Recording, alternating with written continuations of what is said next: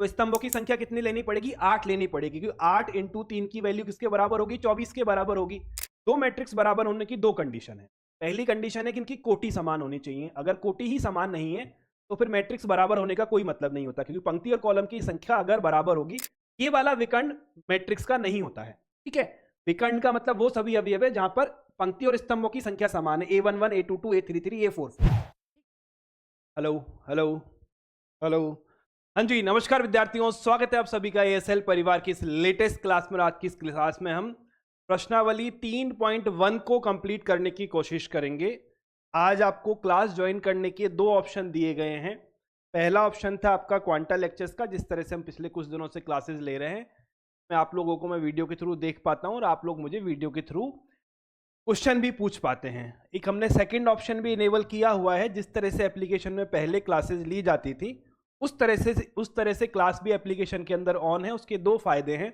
कुछ बच्चे पुराने फॉर्मेट में क्लास चाहते थे, वो पुराने फॉर्मेट में ले सकते हैं। कभी कभी क्वांटा लेक्चर्स में दिक्कत आ सकती है, जैसे अभी आप लोग मैसेज कर रहे हैं कि आप क्वांटा लेक्चर्स के थ्रू ऐड नहीं कर पा रहे। वो अपनी लिमिट को फुल बता रहा है उसको, हालांकि उसका जो भी कुछ मतलब पेमेंट वगैरह था वो कर दिया गया था, लिमिट फुल नहीं होनी चाहिए थी, पर हो रही है तो कोई बात नहीं। आप जिस तरह से जो सेकंड लिंक है हमारा एप्लीकेशन का, उसके थ्रू ज्वाइन हो जाओ, क्लास आपको उसमें भी सही ढंग से दिखाई देगी। ठीक है। जो थोड़ा बहुत ग्लिच है, अगर क्वांटा लेक्चर्स में आपको आज आपको दिक्कत आ रही है तो उसको इस क्लास के बाद मैं एक बार चेक करूंगा और सही करने की कोशिश करेंगे। तो एक बार मुझे जल्दी से ये बता दो, ऑडियो वीडियो सब कुछ परफेक्ट है, क्लास आपको अच्छे से दिखाई और सुनाई दे रही है? तो फिर इस सेशन को मैं स्टार्ट करूं। ठीक है, जो लोग अभी वीडियो के थ्रू कनेक्टेड हैं वो ऐसे हाथ खड़ा कर सकते हैं, और जो एप्लीकेशन के थ्रू कनेक्टेड है वो मुझे क्या कर सकते हैं, वो आप मुझे कमेंट करके बता सकते हैं। मुझे आपके कमेंट भी दिख रहे हैं और आपके मुझे वीडियोस भी दिख रहे हैं। ठीक है, ऑल इज गुड, स्टार्ट करें। चलिए, क्वांटा लेक्चर नहीं ले पा रहे हैं बेटा, अब चलती हुई क्लास में तो कुछ नहीं होना चाहिए, मेरे हिसाब से प्रॉब्लम नहीं आनी चाहिए थी, पर आ गई है। तो आज अपने पास ऑप्शन अवेलेबल है। क्या ऑप्शन अवेलेबल है? कि आप जैसे एप्लीकेशन में पुरानी क्लासेस लिया करते थे उसी तरह से क्लास आप ले सकते हैं। ठीक है, जिनको दिक्कत है वो सेकंड वाले लिंक पे चले जाओ और क्लास को ज्वाइन कर लो। क्लास के बाद कल की क्लास से पहले इसको रिजॉल्व कर लेंगे। ठीक बात है। चलिए सर, तो हम कहां तक डिस्कशन कर चुके थे? सर, हम मैट्रिक्स क्या होता है ये हम जानते हैं, मैट्रिक्स के अवयव क्या होते हैं ये हम जानते हैं, मैट्रिक्स की कोटि क्या होती है ये हम जानते हैं, मैट्रिक्स को किस तरह से बनाया जाता है ये भी हम जानते हैं। करेक्ट है, इतना हम पढ़ चुके थे। कुछ एक उदाहरण हमने सॉल्व किए थे। अब एक छोटा सा दो टॉपिक आपके 3.1 में रह गए हैं। कुछ तो हमारे मैट्रिक्स के प्रकार हैं और दो मैट्रिक्स समान कब होती हैं। दोनों टॉपिक को हम थोड़ी देर बाद डिस्कस करेंगे। पहले हम प्रश्नावली 3.1 सॉल्व करते हैं। तो दो फायदे हमें होंगे। दो फायदे क्या होंगे? ये फायदा होगा कि हम तुमको थोड़ा सा मैट्रिक्स का आइडिया लगेगा, हम थोड़े से ज्यादा फेमिलियर होंगे और हम थोड़े से बेहतर तरीके से क्वेश्चन को समझ पाएंगे। ठीक है, तो पहले 3.1 को हम सॉल्व करेंगे, जितने क्वेश्चन हम कर सकते हैं। उसके बाद जो बाकी के थ्योरी के पोर्शन रह गए हैं उनको हम सॉल्व करेंगे। कोशिश मेरी ये रहेगी कि आज की क्लास में 3.1 हमारी कंप्लीट हो जाए। सिंपल है। चलो। नहीं नहीं बेटा, वो प्रॉब्लम कुछ नहीं है, कुछ उसके एप्लीकेशन के साथ ग्लिच हुआ है। वो जितने बच्चे ज्वाइन कर चुके हैं वो उस पर, मतलब क्वांटा लेक्चर्स की बात कर रहा हूँ, वहां पे उसका वो ब्रीच हो गया है कि इससे ज़्यादा बच्चे अब नहीं आ सकते। तो जिन लोगों ने बाद में ज्वाइन किया है वो क्वांटा लेक्चर ज्वाइन नहीं कर पाए, इसको कल हम रिजॉल्व कर लेंगे। तो आप एप्लीकेशन के थ्रू ज्वाइन कर सकते हो। ठीक है आदित्य, अभी दिक्कत परेशान होने की जरूरत नहीं है, क्लास लो, पढ़ाई करो। चलिए, तो क्वेश्चन नंबर 1 कितने लोगों ने किया इसको? मैंने बोला था ना 3.1 घर सॉल्व करना। हो गया? बहुत बढ़िया। अलका ने बोला है मैंने किया है, और प्रतिभा ने किया है, देव ने किया है, सत्यम ने किया है, और कुछ बच्चों ने किया है। बाकी ज्यादातर बच्चे ने होमवर्क नहीं किया, ये गलत बात है, होमवर्क किया करो। क्या बोलता है सर? एक मैट्रिक्स हमको दे रखी है, क्या निकालना है? मैट्रिक्स की कोटि निकालनी है। तो कोटि निकालनी तो बाएं हाथ का खेल है। कैसे? पंक्ति देखो कितनी है। सर, इस मैट्रिक्स में एक पंक्ति है, दो पंक्ति है, तीन पंक्ति है, वो 3 बाई की मैट्रिक्स होगी। सेकंड क्या लिखते हैं? स्तंभों की संख्या लिखते हैं। तो स्तंभों की संख्या निकालना भी आसान बात है। कैसे है? सर, ये पहला स्तंभ है, ये दूसरा स्तंभ है, ये तीसरा स्तंभ है, चौथा स्तंभ है। तो कोटि क्या होगी? 3/4। ये सबका सही निकला, इसमें तो किसी को कोई दिक्कत नहीं रही होगी। अवयवों की संख्या ज्ञात करो। तो अवयवों की संख्या निकालना तो बहुत आसान है। 3 को 4 से गुना करेंगे तो 12 मिलेगा, तो अवयवों की संख्या क्या होगी? 12 होगी। वैसे चाहो तो आप गिन सकते हो, 4 + 4 8 + 4 12। सिंपल है। अवयव हमें निकालने हैं A13, A21, A33, A24, A23 निकालना स्टार्ट करो फटाफट, जिन लोगों ने सॉल्व नहीं किया। चलो सर, A13 का मतलब क्या है? पहली रो का तीसरा स्तंभ कितना है सर? 19 है। 21 दूसरी रो का पहला अवयव यानी कि 35। 33 सर तीसरी रो का तीसरा स्तंभ यानी -5। 24 दूसरी लाइन और चौथा कॉलम यानी कि 12। 23 दूसरी लाइन और तीसरा कॉलम यानी कि 5/2। आसान था, मुश्किल था? इजी हुआ हमसे सॉल्व? बढ़े आगे, चलिए परफेक्ट। सेकंड सवाल, यदि किसी आव्यूह में 24 एलिमेंट हैं तो इसकी संभव कोटियां क्या होंगी? यदि इसमें 13 अवयव होते तो कोटियां क्या होती? तो ये तो बड़ा आसान है। कैसे हम कर सकते हैं? सर देखो, अवयवों की संख्या कितनी है? 24 अवयव हैं। कितने हैं? 24 एलिमेंट हैं। तो हमें पता है कि पंक्तियों की संख्या गुना स्तंभों की संख्या 24 के बराबर आनी चाहिए। और पंक्ति और स्तंभ क्या है? प्राकृत संख्याएं हो सकती हैं, उनमें फ्रैक्शन तो आ नहीं सकता। तो पहली संभावना ये हो सकती है कि मैं केवल एक पंक्ति लेता हूं तो मुझे स्तंभ कितने लेने पड़ेंगे? 24 लेने पड़ेंगे। तब जाके अवयवों की संख्या क्या होगी? 24 होगी। एक तरीका ये हो सकता है। अगर मैं 2 पंक्ति लेता हूं तो मुझे स्तंभों की संख्या कितनी लेनी पड़ेगी?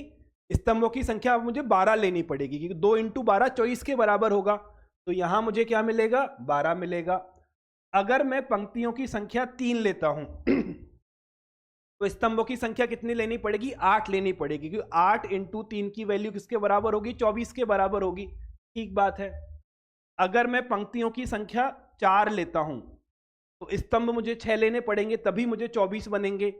5 पंक्तियां मैं ले नहीं सकता, क्योंकि 5 के लिए स्तंभ मुझे नहीं मिलेंगे। 6 ले सकता हूं। अगर मैं 6 लेता हूं तो मुझे यहां पर 4 स्तंभ लेने पड़ेंगे। 7 नहीं ले सकते। 8 अगर लेता हूं, अब इसका उल्टा करके लिख दो बस, तो मुझे क्या करना पड़ेगा? 2 स्तंभ लेने पड़ेंगे। अगर मैं 3 लेने पड़ेंगे, सॉरी, 8 या 24।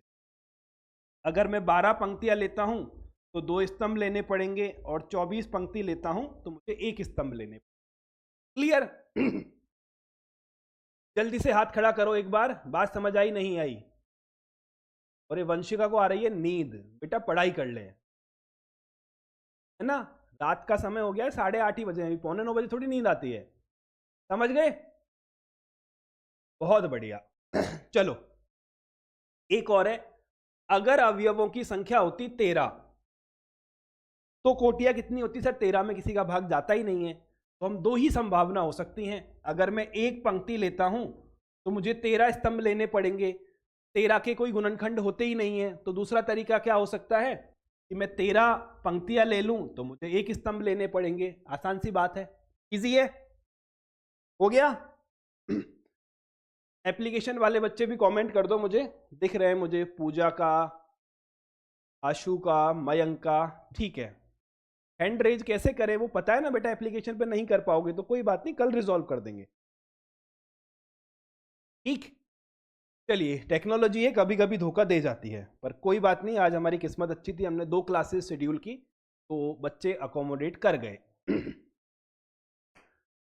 तीसरा क्वेश्चन, यदि किसी आव्यूह में 18 अवयव हैं तो उसकी संभव कोटियां क्या होंगी? और 5 अवयव हैं तो संभव कोटियां क्या होंगी? सर बहुत आसान सी बात है। देखो, सबसे पहले हम देखते हैं 18 अवयवों को।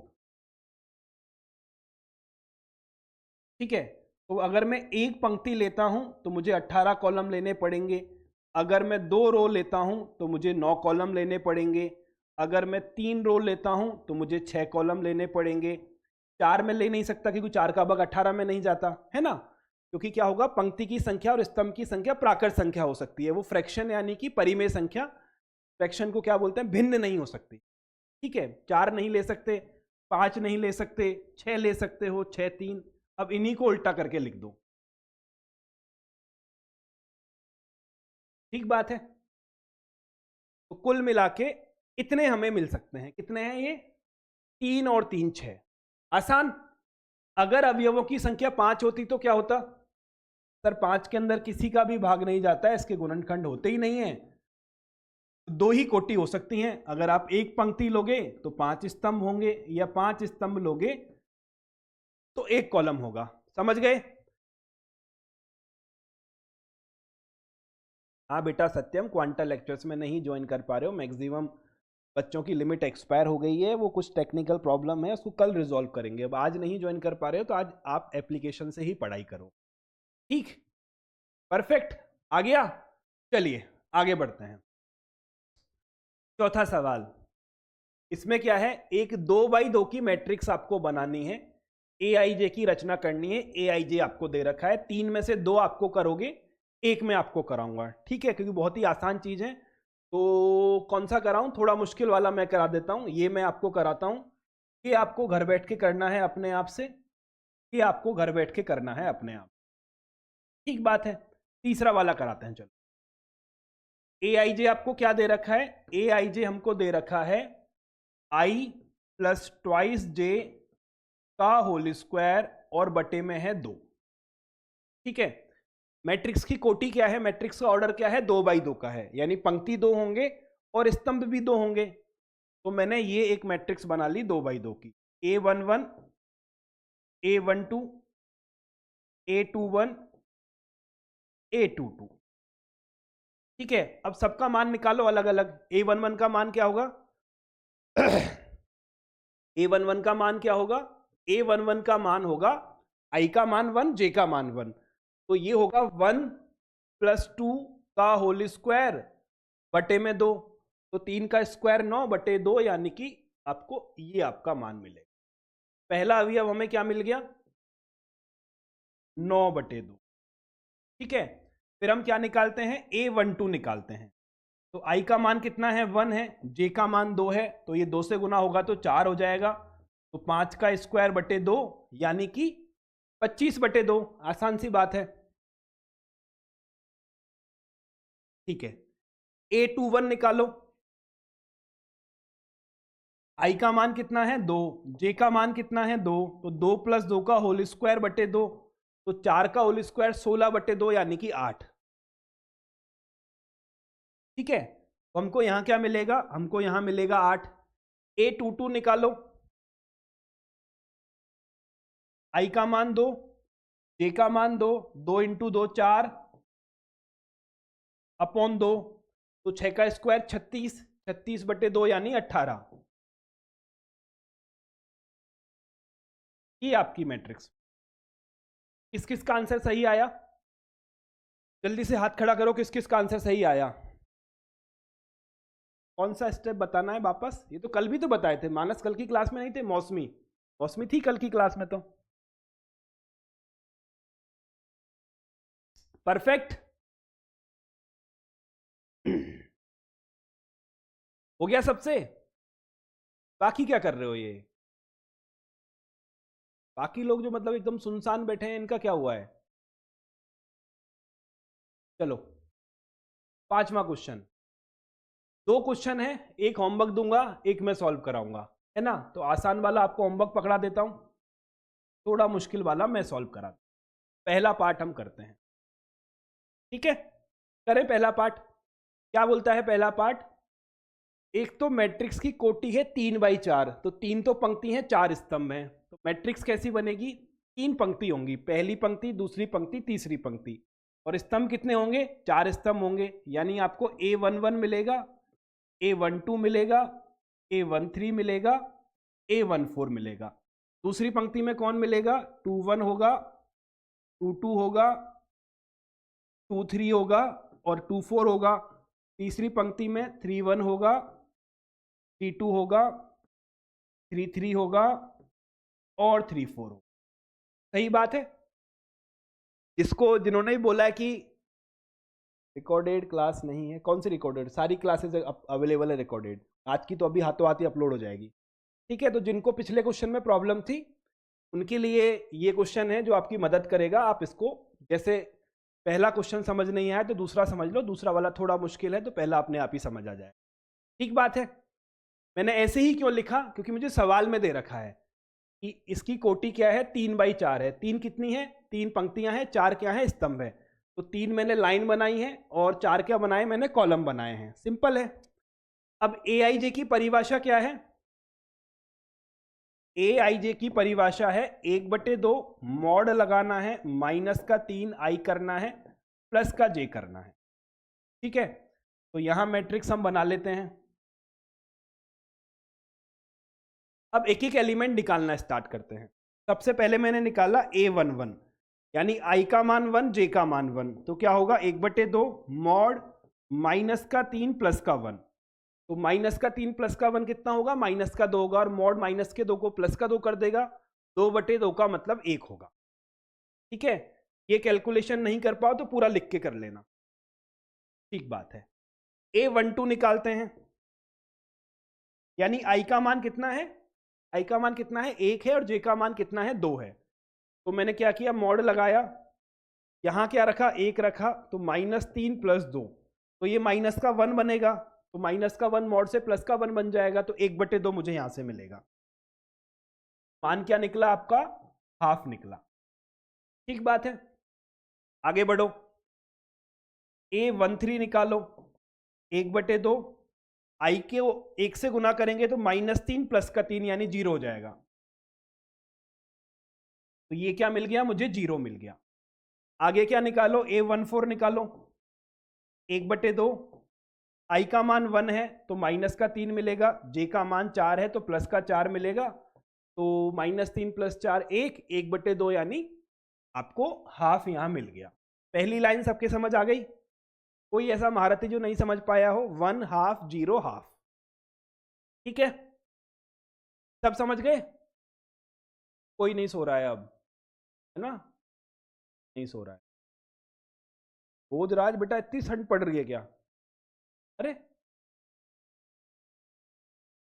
नहीं नहीं, ठंड पड़ रही है तो ओढ़ ले, मैं हीरो नहीं बनना बिना बात ही। मैं तो समझ रहा हूँ कि कौन सी जगह में इतनी ठंड पड़ रही है। हटाना थोड़ा ना पगले। कहाँ था मैं? 2 1 2 1 आई का मान 2 रखना है, जे का मान 1 रखना है। तो 2 का मतलब क्या होगा सर, ये -6 हो जाएगा, +1, -6 +1 यानी कि 5/2। तो सर यहां हमारा आएगा 5/2। आगे बढ़े, A22 तो हाफ आ जाएगा, आई का मान 2 यानी -6 +2 यानी 4/2। 4/2 का मतलब क्या होगा, 2 हो जाएगा। ठीक है, A23 बताओ, 1/2 आई का मान 2 यानी -6 +3, तो -6 +3 +3 3/2। यहां क्या आएगा, A24 हाफ -6 + 4। ठीक है, तो -6 + 4 +2 बन जाएगा, +2 में 2 का भाग देंगे तो 1 आ जाएगा। तो सेकंड वाली लाइन सबके समझ आ गई? सेकंड वाली पड़ रही है ठंड, ठीक बात है बेटा, कोई बात नहीं, मुझे नहीं पता था, हमारे यहाँ कम हो गई। ठीक है, समझ गए यहां तक? कोई तकलीफ, कोई दिक्कत, कोई परेशानी? कुछ नहीं है सर, चलो आगे बढ़ते हैं। A31 हाफ -9 +1, -9 +1 यानी 8, -8 तो +8 हो जाएगा, 8 में 2 का भाग लगाएंगे तो 4 मिलेगा। ये क्या है, ये A32 है, तो हाफ हो गया, ये -9 हो गया, +2 हो गया, तो हमें क्या मिल जाएगा, 7/2 मिल जाएगा। A33 निकालो, हाफ -9 +3 यानी -6, -6 6 में 2 का भाग देंगे तो 3 हो जाएगा। क्या करा रहे हो तुम लोग मेरे से? हाफ -9 +4, तो -9 +4 -5 -5 +5, 5 में 2 का भाग 5/2। ये आपका फाइनल आंसर हो गया। कोई ऐसा पहलवान जो नहीं समझ पाया हो? फटाफट बोल दो, समझ आया नहीं आया? बहुत बढ़िया, बेहतरीन, परफेक्ट है। पर 4-5 बच्चों को ही समझ आया, बाकी क्या कर रहे हो, लिख रहे हो? ठीक है, लिख लो। चलिए क्वेश्चन नंबर 5, ये अपने आप से बना लेना दूसरा वाला। अब एक छोटा सा टॉपिक हमारा रह गया है, इसको पढ़ लेते हैं पहले, फिर इस क्वेश्चन की तरफ वापस आएंगे। एक टॉपिक हमारा है आव्यूह की समानता, यानी दो मैट्रिक्स बराबर कब होती हैं। दो मैट्रिक्स बराबर होने की दो कंडीशन है। पहली कंडीशन है कि इनकी कोटि समान होनी चाहिए। अगर कोटि ही समान नहीं है तो फिर मैट्रिक्स बराबर होने का कोई मतलब नहीं होता, क्योंकि पंक्ति और कॉलम की संख्या अगर बराबर होगी तब मैट्रिक्स बराबर की बात की जा सकती है। अगर पंक्ति और स्तंभ भी अलग अलग है तो बराबर की बात करना ही बेईमानी है। तो दो मैट्रिक्स समान कब कहलाती हैं? पहली कंडीशन समान कोटि हो। टॉपिक ऊपर डाल लो, आव्यूह की समानता, इक्वलिटी ऑफ मैट्रिक्स, समान कोटि। पहली कंडीशन क्या है? पंक्ति और स्तंभ की संख्या बराबर होनी चाहिए।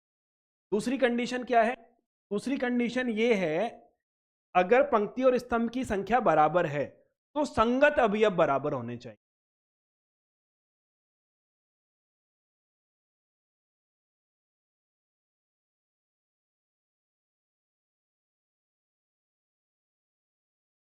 इसका क्या मतलब हुआ? इसका मतलब ये हुआ कि अगर यहां पे एक मैट्रिक्स है जिसके अवयव है 1 2 3 4, ये एक दूसरी मैट्रिक्स है जिसके अवयव है 1 A और B और 4, ठीक है। ये दो मैट्रिक्स बराबर कब हो सकती हैं? पहली बात तो कोटि समान हो, ये भी 2/2 की है, ये भी 2/2 की, कोटि समान है। फिर सारे के सारे अवयव बराबर होने चाहिए, सारे के सारे संगत अवयव बराबर होने चाहिए। यहां 1 लिखा है, यहां 1 लिखा है, पहला 1 1 एलिमेंट 1 है, ठीक है। यहां 2 लिखा है, यहां A लिखा है, मतलब अगर A का मान क्या होगा? 2 होगा तो ही संगत हो सकते हैं, ठीक बात है।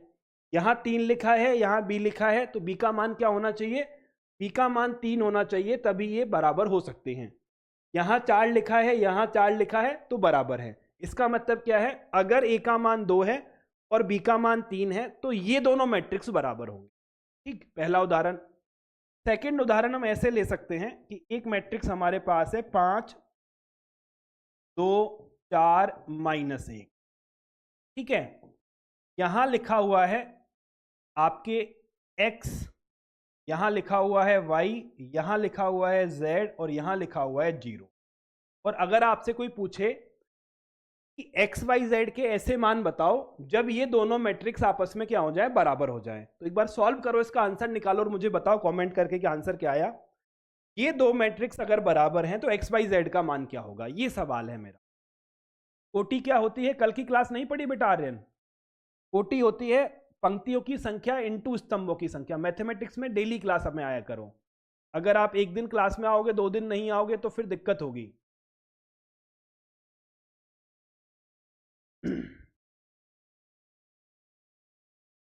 पीडीएफ तो साथ हाथों हाथ मिल जाता है। कौन बताएगा? मानस बताएगा, तो मानस बताओ, मानस बताओ। बस 2 बच्चों से ही पूछूंगा। मानस हो चुका अनम्यूट, बताइए। तो हाथ काहे खड़ा किया जब समझ नहीं, सवाल नहीं सॉल्व हुआ तो? दूसरे बच्चे को नंबर दे, म्यूट कर ले अब।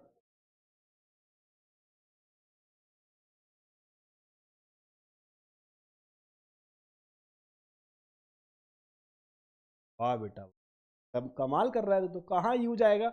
यूज ही तो आ रहा है इतनी देर से।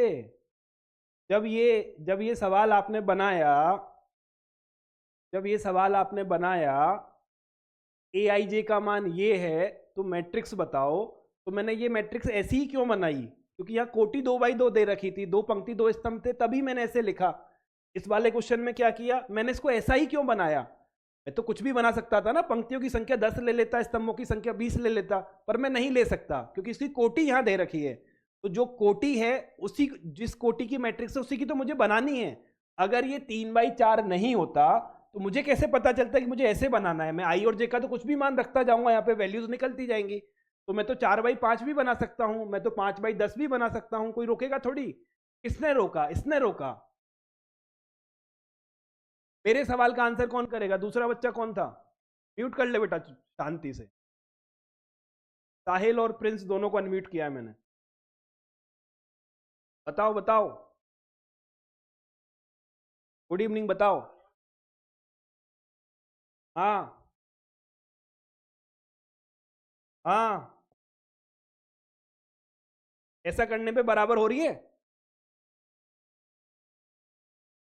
कौन था ये? था कौन? प्रिंस। अगर मैंने ऐसा कर दिया तो दोनों मैट्रिक्स बराबर हो गई क्या? तो मेरा सवाल क्या था, एक्स वाई जेड के ऐसे मान बताओ कि मैट्रिक्स बराबर हो जाए।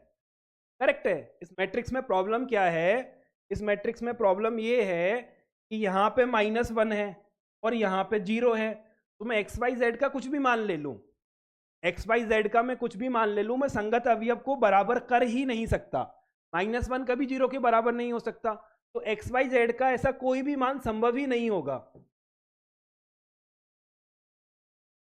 बात समझ आई?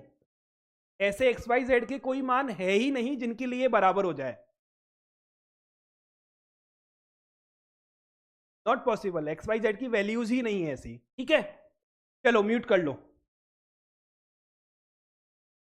गणित पढ़ रहे हो बेटा, बुद्धि को ऑन रखा करो। Mute mute.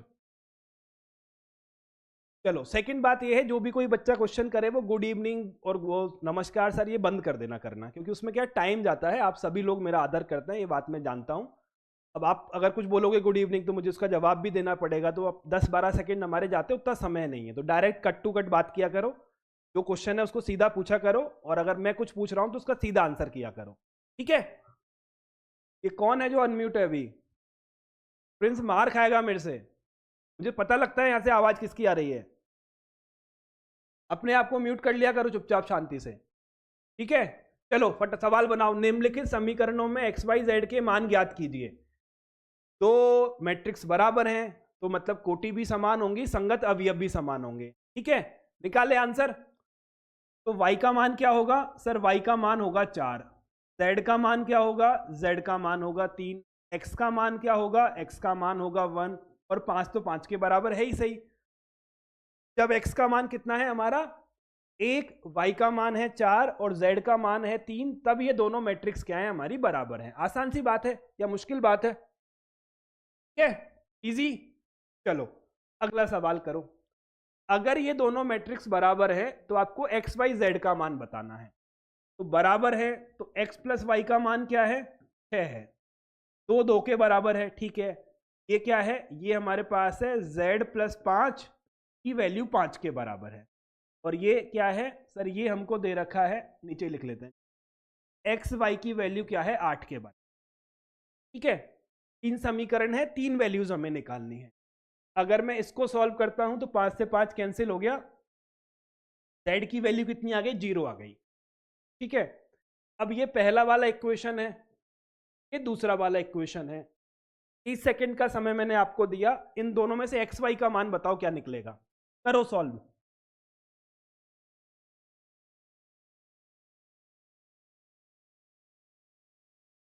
समीक्षा, समीक्षा कुछ क्वेश्चन है तो ही मैं हाथ को खड़ा रखना, मतलब सिर्फ इसका आंसर करना हो तो कोई बात नहीं है। ठीक है, बनाओ बनाओ। नहीं नहीं, अब जो हाथ खड़ा कर रहे हैं वो इनके आंसर करने के लिए हाथ मत खड़ा करना, कुछ आपका सवाल है तो खड़ा रखना उसको। सॉल्व करो, मान अगर निकल जाए तो फिजिकली हाथ खड़ा कर देना, मैं आगे बढ़ जाऊंगा। देखता हूं 8वीं 9वीं में मैथमेटिक्स पढ़ी हमने, नहीं पढ़ी।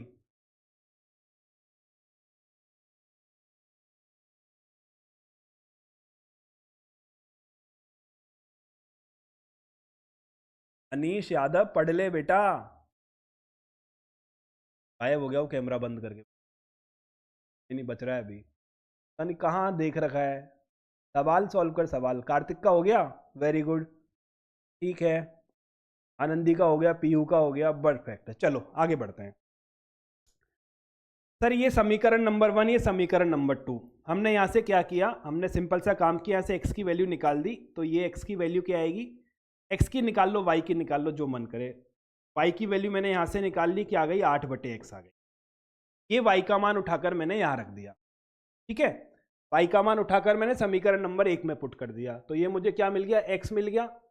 y का मान कितना है, 8/x मिल गया है, और ये मुझे क्या मिल गया है, 6 मिल गया है। अब मैं क्या करता हूँ, लघुत्तम लेता हूँ इसका, तो मुझे क्या मिलेगा, ये मिलेगा x² + 8 अपॉन x बराबर 6, ठीक है। अगर ये JEE की क्लास होती तो मैं थोड़ा सा दिमाग ये लगाता कि कहीं ये x 0 के बराबर तो नहीं है, पर ये JEE की क्लास नहीं है तो उतना हमें नहीं सोचना, मैं डायरेक्ट क्रॉस मल्टीप्लाई कर रहा हूँ। मैंने क्या किया, इसको इधर गुना कर दिया, x² + 8 बराबर 6x आ गया, ठीक है। आगे सॉल्व अगर मैं करता हूं तो मुझे x² - 6x + 8 बराबर 0 मिलेगा। इसके गुणनखंड हम कर ही लेंगे, इसी गणित हमें आती ही है। ये सारे x - 4 और x - 2 है। जिनको डायरेक्ट गुणनखंड नहीं आते हैं वो -6 के 2 टुकड़े करना, -4 और -2। आ रहा है बेटा रंजीत, आपका कमेंट मुझे दिख रहा है, ठीक है, परफेक्ट है। तो यहां से क्या मिले, x के 2 मान मिले, x बराबर 2 या x बराबर 4, ठीक है। तो जब x का मान 2 है तो y का मान कितना होगा सर, अगर x का मान 2 है तो y का मान होगा 8/2 यानी 4, ठीक है। और जब x का मान कितना है, 4 है, तो y का मान कितना होगा, 8/4 यानी कि 2। तो y की वैल्यू मुझे क्या मिलेगी, 2 मिलेगी। और z का मान x और y के मान पर निर्भर करता ही नहीं है, z तो किसके बराबर है, 0 के बराबर है। तो मुझे 2 मान यहां पर मिलेंगे। कौन कौन से मान हैं, 2 मान ये हैं कि अगर x का मान 2 है, y का मान 4 है, z का मान 0 है, तब भी ये आपस में बराबर हो जाएंगे। x का मान 4 है, y का मान 2 है, z का मान 0 है, तब भी ये आपस में बराबर हो जाएंगे। ठीक बात है, बढ़े आगे। समझ नहीं आया, क्या समझ नहीं आया इसमें? दो मैट्रिक्स अगर बराबर हैं तो उनके संगत अवयव बराबर होंगे। तो पहली पंक्ति पहले कॉलम के अवयव को पहली पंक्ति पहले कॉलम के अवयव से बराबर कर दो, इसको इसके बराबर कर दो। पहली पंक्ति दूसरा कॉलम पहली पंक्ति दूसरे कॉलम के बराबर कर दो, दूसरी पंक्ति पहले कॉलम को आपस में बराबर कर दो और इसको बराबर कर दो। इसके बाद तो 8वीं क्लास की मैथमेटिक्स है ना, परफेक्ट। बढ़े आगे, चलिए अगला सवाल। अगर ये दोनों बराबर हैं तो एक्स वाई जेड का मान बताओ। तो ये इसके बराबर होगा, यानी x + y + z का मान क्या होगा, 9 होगा। x + z की वैल्यू क्या है, 5 के बराबर है, और y + z की वैल्यू क्या है, 7 के बराबर। आसान सी बात है, इसमें तो कोई बहुत मुश्किल है नहीं है। ये समीकरण नंबर 1 है, ये समीकरण नंबर 2 है, ये समीकरण नंबर 3। मैंने क्या किया, समीकरण 1 में से समीकरण 2 को माइनस कर, तो x कट गया और z कट गया, तो y का मान क्या मिला, 9 - 5 यानी कि मुझे 4 मिल गया, ठीक है।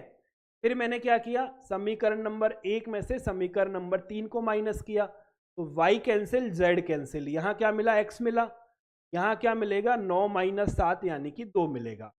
x का मान कितना आया, 2 आया, y का मान कितना आया, 4 आ गया। z का मान कैसे निकालें, कहीं भी रख दो, कहीं भी रख दो। अगर मैं समीकरण नंबर 1 में x और y का मान रख देता हूं तो x कितना है, 2 है, y कितना है, 4 है, z ये रहा, ये 9 आ गया, तो z की वैल्यू मुझे 3 मिल गई। फाइनल आंसर क्या है, x बराबर 2, y बराबर 4 और z बराबर 3, ठीक है। सिंपल, समझे नहीं समझे? क्वेश्चन नंबर 7, ABCD का मान ज्ञात करो अगर ये आपस में बराबर हैं, ठीक है। निकालो वैल्यूज। जिन्होंने भी हाथ खड़े कर रखे शांति से नीचे कर लो, थोड़ी देर में किसी का हाथ किसी को अनम्यूट नहीं करने वाला, ठीक है। फिर ज्ञान ले आओगे क्योंकि इसमें तो कुछ है नहीं समझने का, तो ये तो कुछ बचा नहीं है पूछने का, फिर कुछ नवरा ज्ञान आ जाएगा।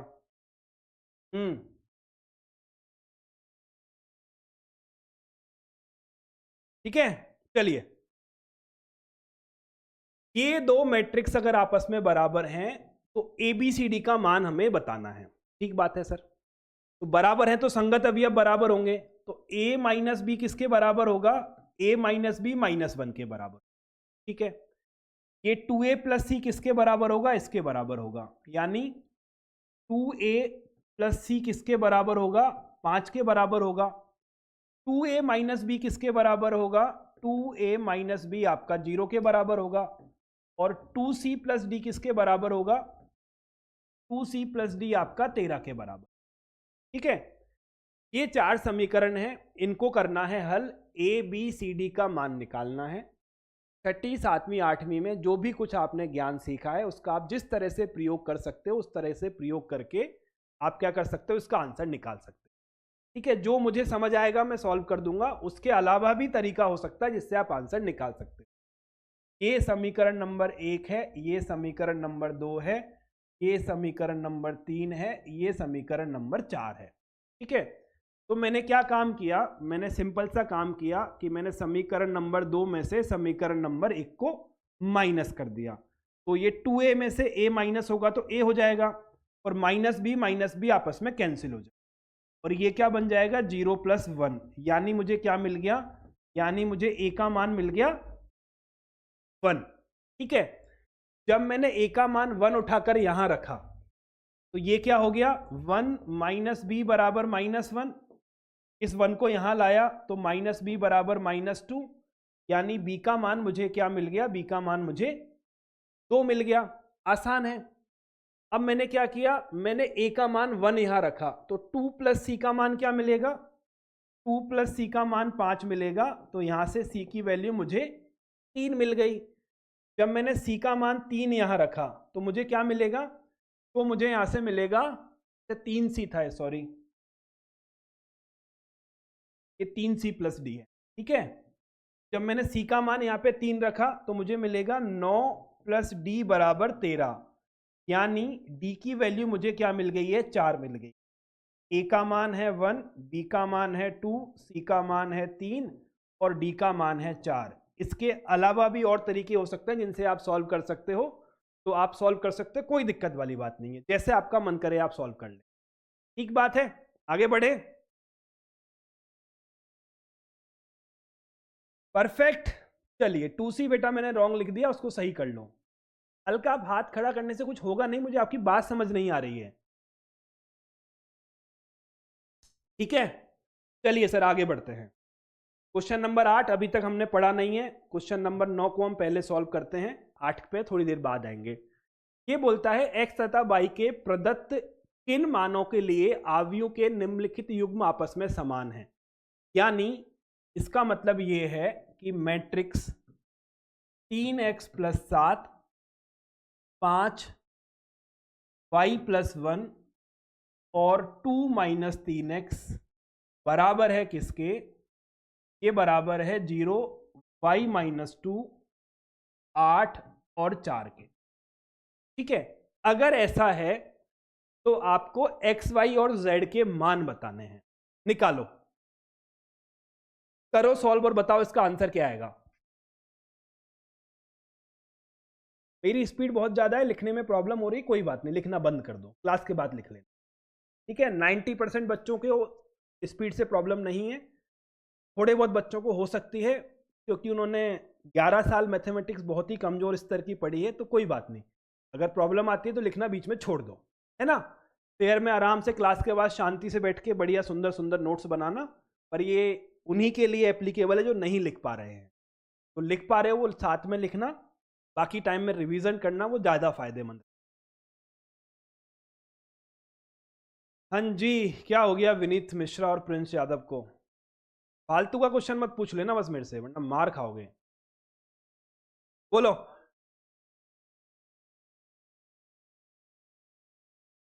अरे आंसर के लिए मत किया कर बेटा, आंसर के लिए अनम्यूट करने में बहुत दिक्कत होती है। ठीक है, आंसर सही है आपका। विनीत बोलो।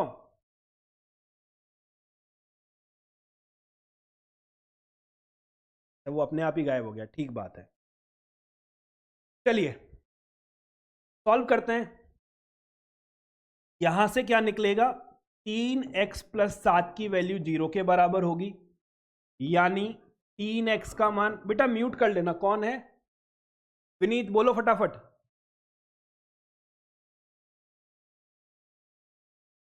हाँ हाँ ठीक है, म्यूट कर लो। ठीक है, x का मान क्या निकलेगा, -7/3 निकलेगा। ठीक बात है। चलिए सर, ये 5 का मान इसके बराबर होगा, तो 5 बराबर y माइनस 2 होगा, तो आपको y की वैल्यू क्या मिलेगी, 7 मिल जाएगी। ठीक है, ये y प्लस 1 का मान किसके बराबर होगा, 8 के बराबर होगा, तो y की वैल्यू आपको 7 मिल जाएगी।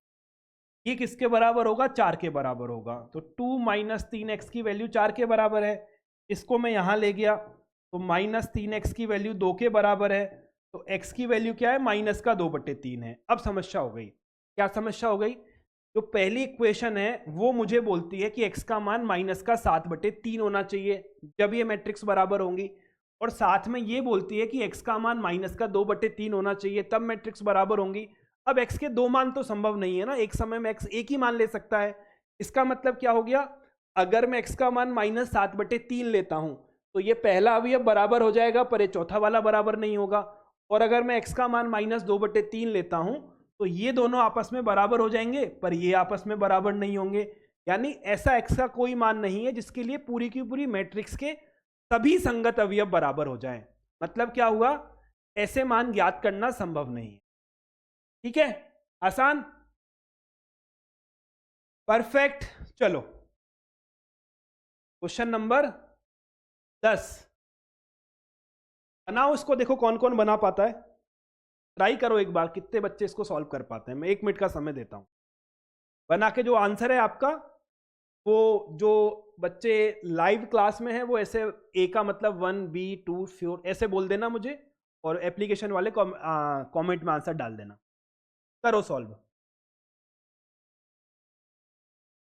थोड़ा दिमाग लगाना, हो जाएगा, बहुत मुश्किल नहीं है।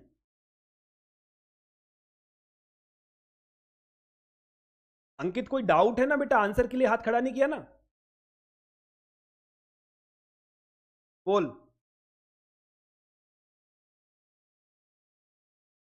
क्या,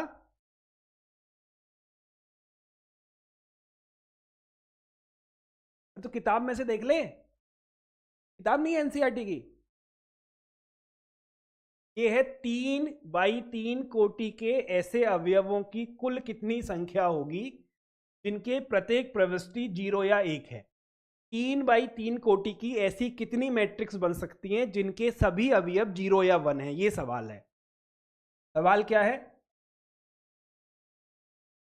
3/3 की मैट्रिक्स बनानी है, 1 2 3 1 2 3 1 2 3, सभी अवयव कितने हो सकते हैं, या तो 0 हो सकते हैं या 1 हो सकते हैं, ये सवाल है।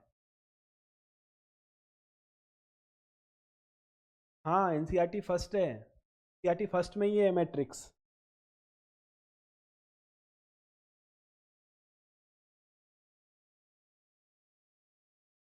हम्म,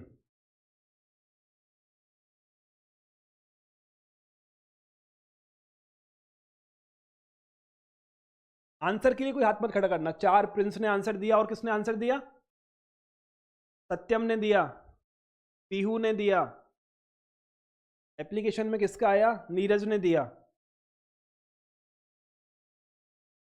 एप्लीकेशन में गोलू ने दिया, सत्यम दोनों जगह, 2 सत्यम है, दोनों अलग अलग, दोनों जगह जुड़ा हुआ है।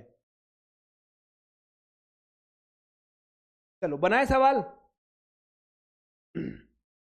क्या बोलता है क्वेश्चन हमारा, ये तो हमारे समझ में आ गया कि 3/3 की मैट्रिक्स हमको बनानी है, जितनी बना सकते हैं उतनी बनानी है, हर एक अवयव या तो 0 होगा या 1 होगा।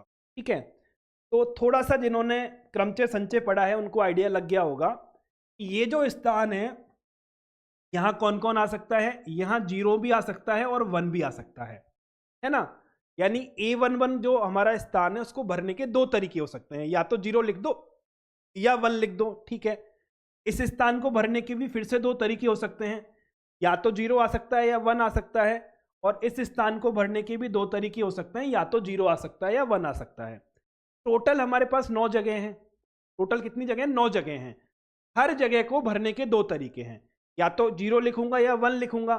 तो मैं ऐसे सवाल को पढ़ सकता हूं कि टोटल 9 घटनाएं हमारे पास हैं, पहली वाली घटना के घटित होने के तरीके 2 हैं, दूसरी घटना के घटित होने के तरीके 2 हैं, तीसरी घटना के घटित होने के तरीके 2 हैं। ठीक है, तो हम सवाल ऐसे बना सकते हैं कि 1 2 3 4 5 6 7 8 9, 9 घटनाएं हैं। ये घटना 2 तरीके से घटित होती है, ये घटना 2 तरीके से घटित होती है, ये घटना दो तरीके से घटित होती है, ये घटना दो तरीके से घटित होती है, और ये घटना दो तरीके से घटित होती है। तो ये सभी घटनाएं इस क्रम में कितने तरीके से गुना होंगे?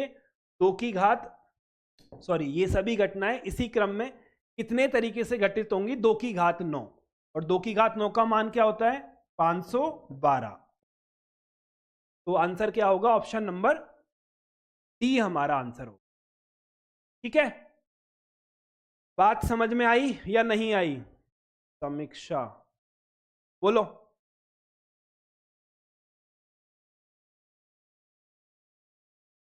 हाँ, तो डाउट क्या है तो बताओ।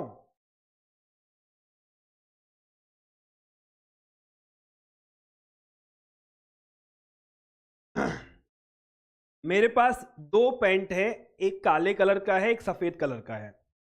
ठीक है,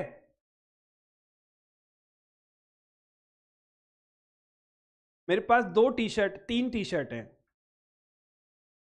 एक सफेद कलर की है, एक पिंक कलर की है, एक ग्रीन कलर की है। मैं इन पैंट और टी शर्ट को कितने तरीके से पहन सकता हूं? अरे फिर अनम्यूट कर लिया अपने आप को, ऐसे कैसे डाउट क्लियर होगा?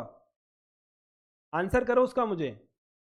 अगर मेरे पास दो कलर के पैंट हैं, एक ब्लैक है और एक वाइट है, तीन कलर की टी शर्ट है, एक पिंक है, एक वाइट है और एक ग्रीन है, तो मैं इन पैंट और शर्ट को कितने तरीके से, अलग अलग तरीके से पहन सकता हूं? कहां से आया ये आंसर कि सर पैंट पहनने के तरीके दो हैं और शर्ट पहनने के तरीके तीन हैं? ठीक बात है, करेक्ट है। चलो अब इस मैट्रिक्स पे आ जाओ। इस मैट्रिक्स में टोटल 9 जगह हैं, है ना? हर अवयव या तो 0 हो सकता है या 1 हो सकता है, क्योंकि ये सवाल में लिखा हुआ है। ठीक है, तो आप यहां क्या क्या लिख सकते हो? या तो 0 लिख सकते हो या 1 लिख सकते हो, करेक्ट है। तो इस स्थान को फिल करने के कुल कितने तरीके आपके पास हुए? दो तरीके, या तो 0 या 1। इस स्थान को फिल करने के तरीके कितने हुए? इस स्थान को यहां पर, परफेक्ट, दो दो हो गए। अब मैं इनको 9 घटनाएं मान सकता हूं। पहली घटना दो तरीके से घटित हो रही है, दूसरी घटना दो तरीके से घटित हो रही है, तीसरी घटना दो तरीके से घटित हो रही है। ठीक है, टोटल 9 घटनाएं हैं, हर घटना दो तरीके से घटित होती है। तो ये 9 घटनाएं कितनी तरीके से घटित होंगी? 2 × 2 × 2 9 बार। तो 2⁵ कितना आ गया? तो आंसर आ गया। ठीक है, तो सबको समझ आ ही गया होगा, क्रमचय संचय पढ़ लिया अब तो। चलो एक छोटा सा टॉपिक रह गया है, उसको कवर कर लेते हैं, फिर प्रश्नावली 3.1 को आज फिनिश कर देंगे। ये है हमारे मैट्रिक्स के प्रकार। कुछ एक प्रकार हमें दे रखे हैं जो हमें मोटा मोटा याद रखने होते हैं। पहली मैट्रिक्स हमारी कहलाती है स्तंभ मैट्रिक्स। स्तंभ मैट्रिक्स का मतलब है ऐसी मैट्रिक्स जिसमें सिर्फ एक स्तंभ हो। क्या है? एक स्तंभ हो, केवल एक स्तंभ।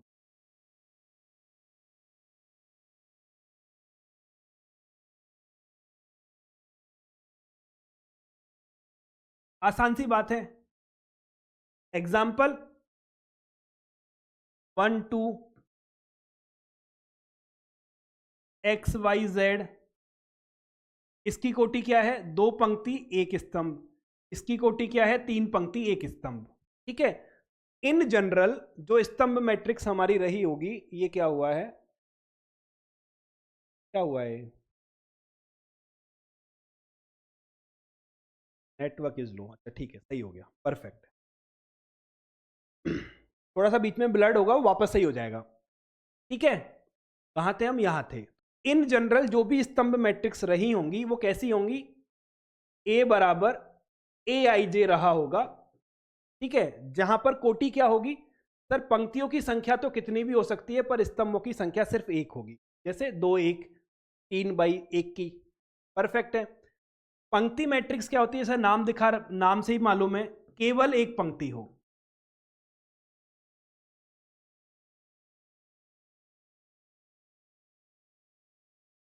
स्तंभ कितने भी हो सकते हैं। फॉर एग्जाम्पल 1 2 XYZ 8 10 -2, 4, इतनी भी लिख सकते हो। ये क्या है, एक पंक्ति 2 स्तंभ हैं, एक पंक्ति 3 स्तंभ है, एक पंक्ति 4 स्तंभ है। ठीक बात है। इन जनरल जो आपकी रो मैट्रिक्स होती है वो कैसी होगी, AIJ टाइप की होगी, जहां पे पंक्ति की संख्या सिर्फ एक होगी, स्तंभ की संख्या कितनी भी हो सकती है। इजी। अनुसुईया क्या कर रही है बेटा, सोच रही है ना आंख बंद करके। पढ़ ले, बाद में डाउट पूछेगी मेरे से, तब आंखों के सामने सो रही है मेरे। ठीक है, चलो। वर्ग आव्यूह काम की है। हमने क्या बोला, मैट्रिक्स संख्याओं या फलनों का आयताकार विन्यास है। तो ऐसी मैट्रिक्स जो वर्गाकार हो। वर्गाकार का मतलब क्या होगा, पंक्ति और स्तंभों की संख्या समान हो। इसका मतलब क्या है, पंक्तियों की संख्या बराबर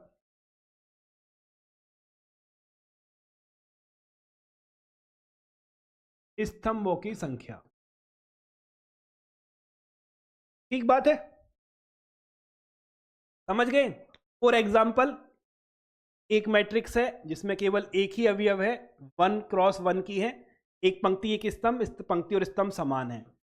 ऐसी मैट्रिक्स हो सकती है ABCD, कितनी पंक्ति हैं, 2 पंक्ति हैं 2 कॉलम में, 2x2 की हो सकती है।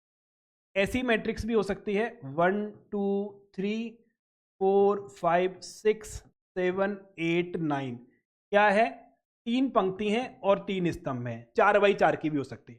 ठीक है, तो स्क्वायर मैट्रिक्स क्या होती है, इसमें पंक्तियों की संख्या और स्तंभों की संख्या क्या हो, समान हो। ठीक है। विकर्ण आव्यूह, विकर्ण आव्यूह क्या है, वर्ग आव्यूह का एक प्रकार है। वर्ग आव्यूह मतलब पंक्ति और स्तंभ समान हो। तो विकर्ण आव्यूह क्या है, ऐसी वर्ग आव्यूह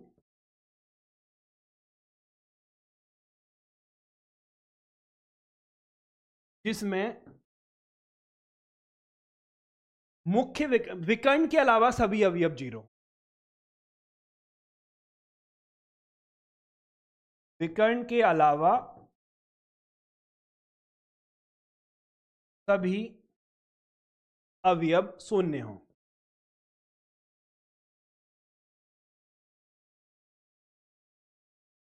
ठीक है। इन जनरल वर्ग में 2 विकर्ण होते हैं, पर मैट्रिक्स में हम एक ही विकर्ण को लेते हैं। कौन सा वाला बता देता हूं। इसका उदाहरण ये हुआ कि अगर मैं 3x3 की एक विकर्ण आव्यूह बनाना चाहता हूं, तो ये एलिमेंट 1 हो सकता है, ये एलिमेंट 2 हो सकता है, ये एलिमेंट 3 हो सकता है। 1 2 3 की जगह कुछ भी हो सकता है, इसके अलावा सभी अवयव 0 होंगे। ठीक है। तो जब हम मैट्रिक्स के विकर्ण की बात करते हैं, तो हम उन अवयवों की बात करते हैं जिनमें पंक्ति और स्तंभों की संख्या समान है, जैसे A11 A22 A33।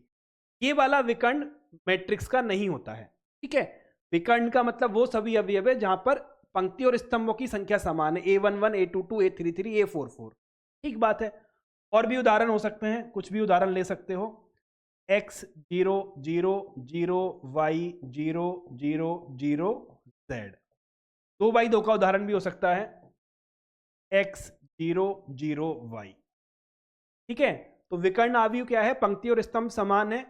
सॉरी, वर्ग आव्यूह क्या है जिसमें पंक्ति और स्तंभ समान है। विकर्ण आव्यूह क्या है, ऐसा वर्ग आव्यूह, पंक्ति स्तंभ समान होने चाहिए तभी बात होगी, अदरवाइज नहीं बात होगी। ऐसा वर्ग आव्यूह जिसमें विकर्ण के अलावा, विकर्ण कौन, A11 A22 A33 A44, विकर्ण के अलावा सभी अवयव 0। ठीक है। अगला आपका है अदिश आव्यूह। अदिश आव्यूह क्या है, इसके अंदर वर्ग आव्यूह होना चाहिए, विकर्ण के सभी अवयव समान हो, बाकी सब 0 हो। इसका मतलब क्या होगा, ऐसा वर्ग आव्यूह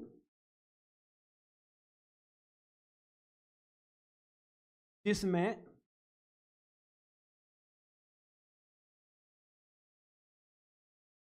विकर्ण के सभी अवयव समान हो तथा अन्य अवयव शून्य हो।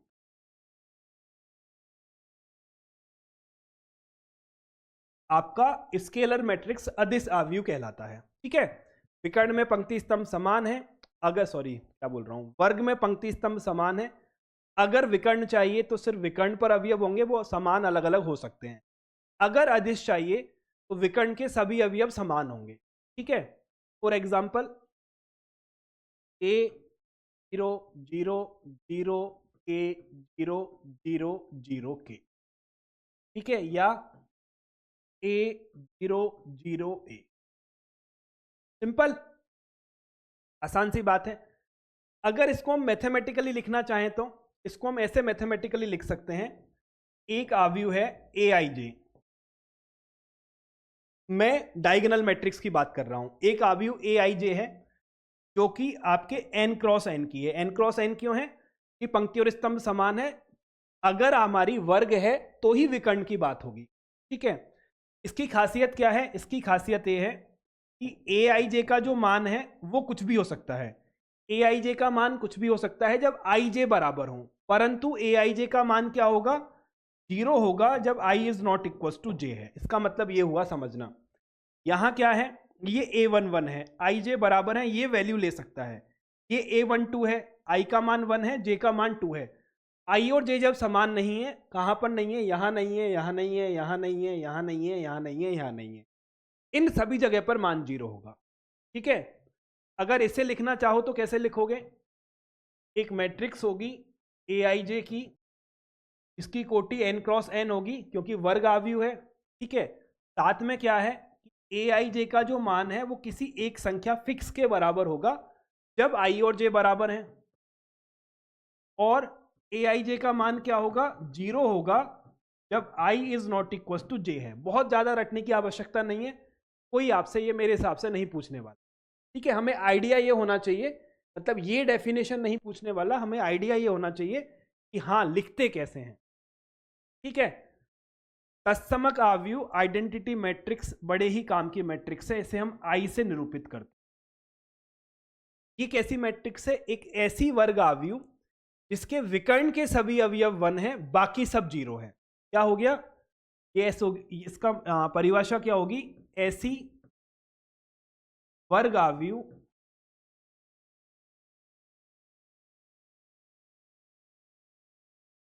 जिसमें विकर्ण के अवयव इकाई यानी 1 तथा अन्य अवयव 0 हो।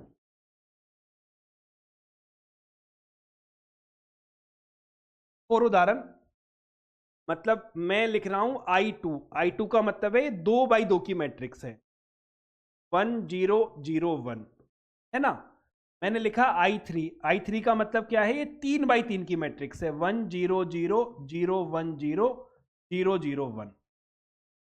सिंपल है, बात समझ आ गई?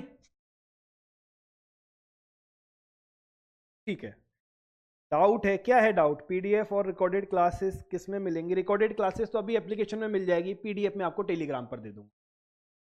ठीक बात है, यहां तक समझ आ गई बात? इसको लिखेंगे कैसे मैथमेटिकली? हम ए को लिख देंगे ए आई जे n क्रॉस n, क्योंकि वर्ग में ही तत्समक होता है, अदरवाइज होता ही नहीं है।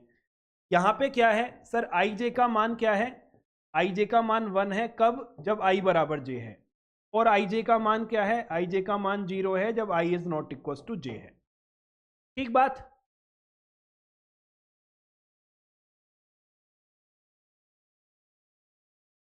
क्लियर है? लास्ट है शून्य मैट्रिक्स, सभी अवयव शून्य हो।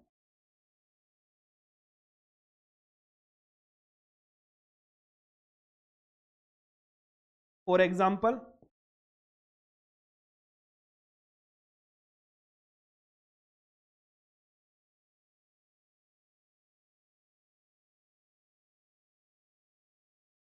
लिख लो 1 मिनट का, 30 सेकंड का मैंने आपको टाइम दिया। सब क्लियर? कोई डाउट? सारस पांडे एंड भाई ये पांडे जी हैं, बोलो। नहीं, कोई जरूरी नहीं है, मैंने इसलिए लिखा नहीं है वर्ग आव्यूह, ये भी शून्य आव्यूह है। ठीक है, इसको ओ से रिप्रेजेंट करते हैं। क्लियर है, इसका वर्ग होना आवश्यक नहीं है। क्लियर, कोई डाउट? साहिल श्रीवास्तवा, सत्यम कुमार, बोलो फटाफट फटाफट।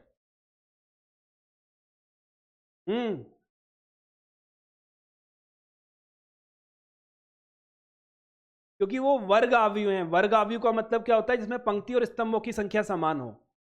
तो एम और एन दोनों बराबर होंगे। जो भी आपके है ना, विकर्ण आव्यूह, अदिश आव्यूह, तत्समक आव्यूह, ये इसमें विकर्ण का हमको काम में आएगा। विकर्ण तभी परिभाषित हो सकता है जब पंक्ति और स्तंभों की संख्या समान हो, अदरवाइज विकर्ण परिभाषित ही नहीं होगा। तो विकर्ण आव्यूह, अदिश आव्यूह, तत्समक आव्यूह की बात ही नहीं होगी। क्लियर है? पहले वर्ग आव्यूह होगा, वही आपका विकर्ण हो सकता है, वही हमारा अदिश हो सकता है, वही हमारा तत्समक हो सकता है। विकर्ण में तो क्या करना है, विकर्ण पे अवयव डाल दो कुछ भी, बाकी सब जीरो बना दो। अगर अदिश चाहिए, विकर्ण के सभी अवयव समान कर दो, बाकी सब जीरो कर दो। तत्समक चाहिए, विकर्ण के सभी अवयव 1 कर दो, बाकी सब जीरो कर दो। ठीक है, बोलो।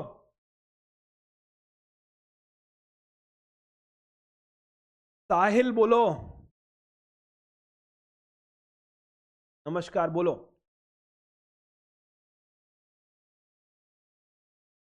पहली बात तो क्लास में से ये क्वेश्चन मत आके पूछना, पहला लेक्चर जाके देखना, मैं सब समझ आ जाएगा। दूसरा ही तो क्लास है आज।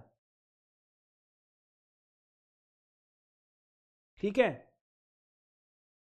सोनम एंड कैलाश, कशिश,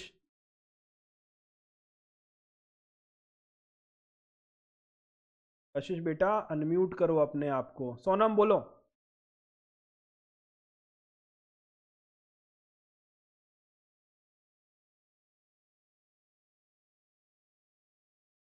वो मैं ऐसे लिखा हूं कि ये अगर मैं लिखता हूं, ये A11 है, ये A12 है, ये A13 है, ये A21 है, ये 22 है, ये A23 है, ये A31 है, ये A32 है, ये A33 है।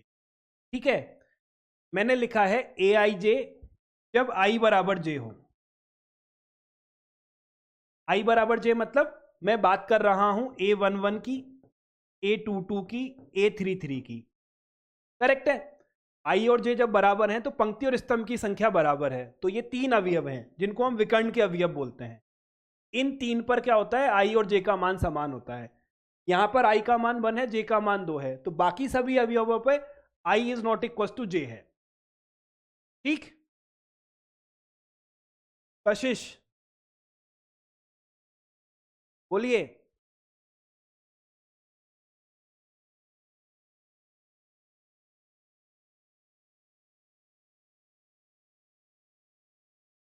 यही तो है, आई इक्वल टू जे का मतलब क्या है, A11, A22, A33। तो A11, A22, A33 ये सब किसके बराबर है, 1 के बराबर है। A11, A22, A33 ये किसके बराबर है, 1 के बराबर है। जब आई और जे बराबर है तो वैल्यू 1 आएगी, और जब आई और जे बराबर नहीं है तो कौन कौन है, A12 है, A13 है, A21 है, A23 है, A31 है, A32 है।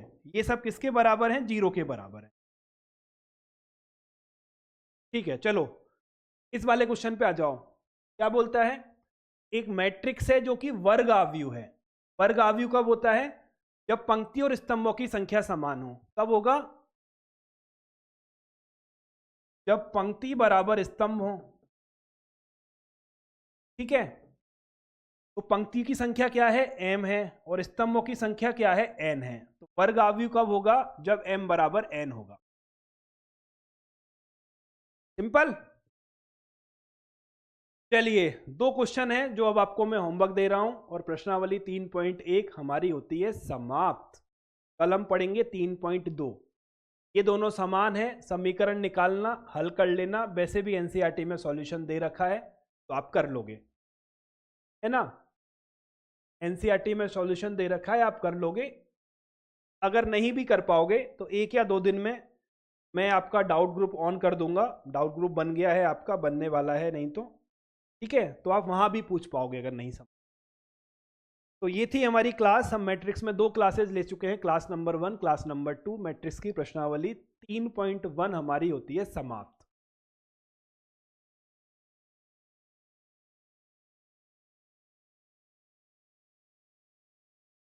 जो बच्चे लेट आए हैं, जिन्होंने लेट ज्वाइन किया है, उनको इतना सा काम करना है बेटा, कल की क्लास से पहले ये दोनों क्लासेस देख लेना। कि कल की क्लास से हम मैट्रिक्स में थोड़ा सा हम एडवांस या आगे बढ़ने वाले हैं। जब हम मैट्रिक्स के योग की बात करेंगे, हम मैट्रिक्स के गुणन की बात करेंगे। सबसे इंटरेस्टिंग मैट्रिक्स का मल्टीप्लिकेशन होता है, उसमें थोड़ा सा दिमाग हमें लगाना पड़ता है। तो ये प्रश्नावली 3.1 बहुत ही बेसिक प्रश्नावली है। यहाँ से मुश्किल से 1 नंबर का सवाल आता है, अगर आता है तो। पर अगर हमें ये नहीं आएगा तो हम आगे उलझते चले जाएंगे। ठीक बात है।